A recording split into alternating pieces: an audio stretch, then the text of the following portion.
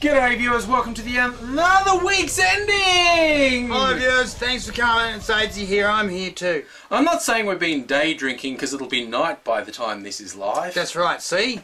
See? And so people say, hey Aidsy, you're trying to quit the gear. Doesn't that mean not drinking booze? No. Fuck no! No! One thing at a time, okay? Exactly. Of one addiction at a time, thanks. It's why I'm going through 3 packets of smokes a day. I know. Just fucking ease off, people, is what we're saying. Teeth rattling. Yeah. What the ones I have left. Yeah, exactly. After the various surgeries. If I'm slurring my speech, it's not because I'm pissed, it's because I've got no jaw. Yeah, So, lighten the fuck up, okay? Yeah. By the way, if you haven't already picked up diary entries going up on the Less Angry Aussie channel, you should check that out. We normally say that at the end of videos, but we're saying it at the start because we've had cocktails and health food. At least it's not fucking unpasteurised milk. Oh, fuck. And we're not saying any... We looked at... There are stories in Australia... terrible story with a 3-year-old dying from drinking this unpasteurised milk that some fuckwits are promoting as being good for you, despite the whole death aspect. You know, because it'll kill you and stuff. Whatever. And we looked at it and we said, we can't possibly say anything touch this without A, appearing a bit tasteless, and B exposing ourselves to some pretty fucking nasty lawsuits. Yeah, and we would go hard. Yeah, so we've decided not to even touch that. That's unfortunate. I want to eat some raw milk cheese because I'm a dickhead.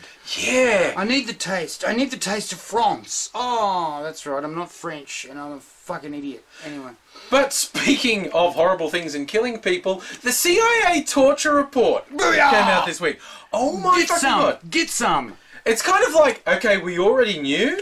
Yeah. But when it's laid out in black and white. In front of you, in really, really cursive writing. When the CIA denied the extent of their torture program, the brutality of their torture program, the innocence of the people that were on the receiving end of the torture program. Most of them, yes. The fact that they were lying to the then President George Bush and the Congress of the time. Yeah. You know, that's a fuck ton of lying right there. That's you got to start saying, if you're lying that much, maybe you're not invested in what you're doing. And the only people that I've seen speaking out against this report appear to be the architects of the torture program, who were actually paid $80 million to come up with ways to torture people. And I fucking resent that. I was telling Angry earlier, $80 million fucking dollars. They could have said, Aidsy, how do I fuck someone up for $80 million? And I would have gone, I will give you lots of pieces of paper with pictures. And I swear to God, how to fuck people up. I do. If you want a brutal, merciless torture program, give me $80 million bucks. Give me right here. Give me $80 million bucks. And the only, like I said, the actual architects. It would involve your civil police force and a truncheon. Yeah, and there's the architects and Dick Cheney. Dick Cheney. Who was the one who was pushing it and hiding it from the president. And, like, in other words, the people who would go to fucking jail if there was any justice at all. They're the ones, and their actual word was, it's hooey. It's hooey. It's hooey. This report of 6,000 pages of 3 years investigation, the executive summary runs to like 500 pages. Hooey. Oh yeah, there's nothing in it. The fact that like several hundred people, it cost $40 million to basically do this report because they really looked at it. And they just go, hooey! Oh, there's nothing there. Look over there. Don't look at the man behind the curtain. Look at Aidsy. All the countries that got implicated, apparently Poland was letting them build black ops sites to interrogate people, and Australia's been implicated somehow. How would you be, right? You're a second world country, and America turns up and says, hey matey, how you going? You're a mate of mine, and you're just going, I'm a tiny little country with not a lot of money and America's looking at me. What do? Shit yourself and just say yes. And they go, if you let us build a building with no windows in it where the night time will never ever get in, there's a place of no darkness. Where have I heard that before? Yeah. And occasionally you'll get some plane flights into your country that you don't need to look at. And you don't need to be around that new building we build you. We'll give you several $1 million.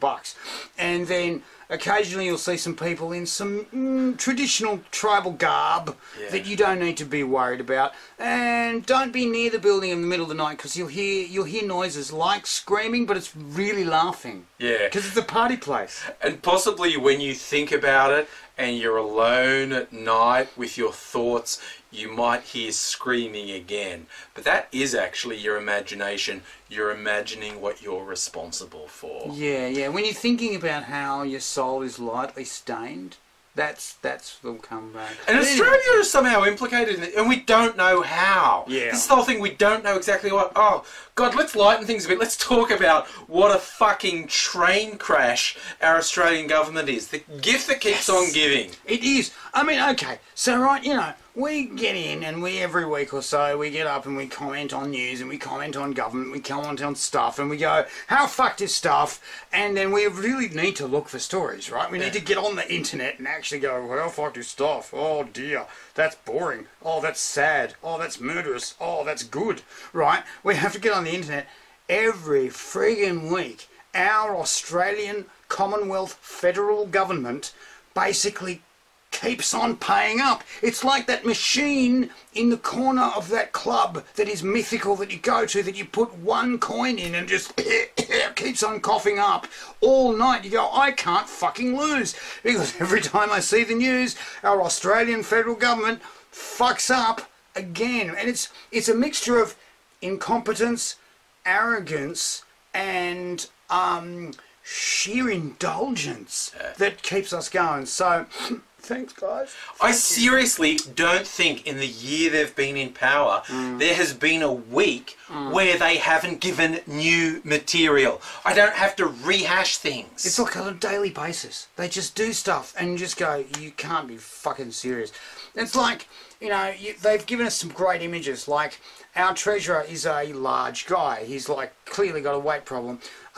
His offside of the finance minister is this German Terminator, right? Looks like and talks like a Bond villain. Right? I shit Every you time. not. Okay, this is no fucking around. This is real stuff. And they've set up the budget, which is rumoured to be a fucking horror budget, right? Funnily enough. They're rumoured to be a horror budget. And they're sitting out in the members' quadrangle of the House of Parliament smoking these fucking Havana stogies that are this long and this fat, like they've fucking just sucked down 15 million kilos of cocaine and blown 15 bitches because they're the richest men in the world because they're brilliant. Then the budget comes out. It's worse than a horror budget. It's an ass-fucking budget. But we'll get on to that in a minute. Yeah. Well, we want to start. One of the highlights this week has been the Prime Minister's chief advisor, Peta Credlin. Good on ya. P-E-T-A. She's a woman, right? And she seems to have a lot of fucking influence. And there are rumours that pretty much everyone in the government has got the shits with the degree of influence she has. Yeah. The most senior woman in the party, Bronwyn Bishop, who is fucking good at never publicly... Did I say Bronwyn? You said Bronwyn. No, it's Julie, isn't it? It's Julie Bishop. It's confusing when they're both named Bishop. They're both there, and they're cousins or something? Or they, I don't know. Our Foreign Minister, Julie Bishop, is the most senior woman in the cabinet, and she's like the only goal kicker in this government, basically. She actually doesn't fuck up very much. It's really quite unnerving. It's really quite unnerving. She says really fascist stuff, but she says it in a way that's like not actually reproachable. And she's got this creepy death stare. Oh yeah, it's brilliant. It's really good. She like, fucking look at your laser eyes. And it's just like, would scare the fuck out of anyone. You know. But anyway, she, the background talk is, has totally got the shits with Peta Credlin's influence. But you can never fault her. She never publicly lets slip. But there are some wicked, really awesome photos. It's fucking annoying. It's fucking annoying because you know this shit's going on and she doesn't fuck up at all. It's really pissing off. In fact, just recently, she got sent to Lima to talk environment. Now, this is a right-wing Tory government who doesn't like environment. They like ripping shit out of the ground and selling it to poor people for lots of money. In fact, we just got nominated as the worst industrialised country for environmental record. Booyah! Yay! Go us, Go we us. beat Canada. Yeah, and which is these days hard to do. And that's the other thing, Canada beats the US, okay? US, you're fucking third, okay? Come on. Just throwing it out there. Come on. Anyway, so they've sent her off to Lima to argue the case, right? And they've gone, oh, you know, she bleeds once a month, we're scared of her, and we don't like the fact that she's, you know, talks with real sentences. We're going to give her a chaperone. So they sent the industry minister with her. To make sure she didn't say anything too green. And behind closed doors, the phrase used was, she went bananas. I'm not joking, that's the phrase that some backbenchers leaked to the media. She went bananas. She has lost her fucking mind, right? You know, she's done nothing wrong, and they've given her a chaperone to take to Lima to make sure she doesn't fuck up. She's going, what the fuck am I, chopped liver? I am the foreign minister of a fucking entire country. I'm a cabinet minister in the top tier of the cabinet. Fuck you! And she's lost it. And all of this has come through Peta Credlin. And what happened this week, because the backbenchers and even frontbenchers have been leaking to the media saying, no, we've got the shits with her. Abbott has gone and said publicly, I wonder if she'd get as much criticism if her name was P-E-T-E-R rather than P-E-T-E-R. He's saying it's sexism. This is the guy who said all the vicious vitriol thrown at former Prime Minister Gillard was definitely not sexism. No. Despite the fact he himself stood in front of signs saying, ditch the witch, and Julia is Bob Brown's bitch. Not sexism. You only had to fucking listen to Talkback Radio for 5 minutes when she was in power to see these guys losing their mind at the concept of a woman being able to tell them what to do. Absolutely, they would fucking go completely fucking crazy, and it was everywhere. It was fucking everywhere, and it was rampant. And when you didn't need to look in the fucking Parliament to this. You could go to the Calare family home to see this. My old man would fucking go completely fucking nonsensical when it came to Prime Minister Julia Gillard. Oh, fucking, she's fucking up. She's got debts. Every piece of fucking bullshit that came out of the fucking right-wing fucking bullshit mill, he would swallow down whole and basically go, yeah, we've got debts. We didn't have debts. They were unreal. They were unreal. The important thing is, your dad's a Labor man. He is a Labor man. Always has been. Been a tradie his entire life. Been, not a staunch unionist, but on the left his entire life. Couldn't fucking handle that a bleeder was basically telling him what to do. And I knew that the argument was lost and that we were seeing a new state of government when I was in the car with him and saying, we were talking politics, and I'm going, you're a fucking cockhead. And he's going, you're a fucking whipsnapper. And I'm going, what bothers me is fucking Abbott, who is a dick, is not going before the election to tell us his policies. He's going to give us 3-word policies like, turn back the bites, touch me on the penis. But he's not going to give us actual politics. And this guy has replied, oh, that's clever politics.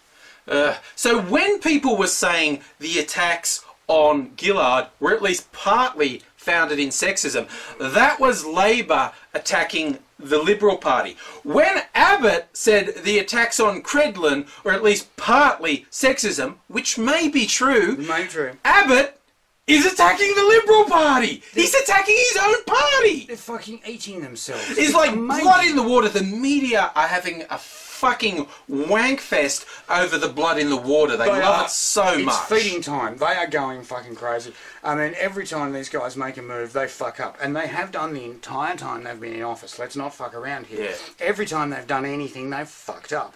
And basically, for the first sort of 6 months, they were going, little 6-month-old shit itself again. We'll just wipe that off and let it go. And then they came out with the budget. Yeah. And this budget was a wake-up call to basically everyone who could breathe. And it's just shocking. And it was like, hang on a minute, nothing good is coming out here. Oh, we're all about infrastructure. No, you're not spending on infrastructure. You're just taking away stuff and giving it to rich people. Yeah. And it's like, there's only 10 rich people who's going to get anything out of this, and everyone else is going to... Whoa. And this week, finally, Treasurer Joe Hockey has apparently finally been forced to choke down the shit sandwich of everyone hates your budget. You have to go out there and admit everyone hates your budget. And he said the most ridiculous things, like he's going, oh, in relation to this budget, that ass-fucked the majority of the country. He, quote-unquote, may have neglected the conversation with the Australian people. Now, what we're just saying, right, if you're taking someone back to yours... Thinking of ass-fucking. Right, which is, you know, hey, that's up to you. It's a thing. That's a thing, right? That's up to you. You're cool with that. I'm cool with that. Everyone's cool with that, right? You have to have the conversation. Don't neglect the conversation. Don't neglect the conversation. You must have the conversation. In fact, it's a legal requirement. Yeah. You can't just like, you know, hey, Martini, whoop, down with Slip. the pants and slam. You know, that won't work. And person to person, that's a legal requirement. I'm not quite getting how when the Treasurer decides to ass fuck the entire country, it's not a legal requirement. It's not a legal requirement. The press told you. And he's talked about, oh, we had a problem with marketing and getting our message out. No, dude, we got the message. Ow, I got the message real hard. You know, I am, and some of you might know this, I have a chronic illness, and a few of them, it turns out, and I sometimes need to go see my doctor, or doctors, and there are fucking several of them, several times a week, which is fantastic because in this country of Australia there is a national healthcare system that is brilliant. It is brilliant. Everyone can get healthcare, and that works out well for the country because with a healthy population, your productivity soars. You in fact get 10 times out what you put in. However, our Tory friends fucking hate it. They hate the idea that some fucking dirty nigger might be getting a free ride on their hard-earned taxes. And if you want black and white how bad their attitude is, Hockey is saying sorry to everyone. An actual quote from him was, I should have spent more time explaining what we were doing to the Australian people. Not with, not for. But mate, we know, okay? We know exactly what you were doing to us.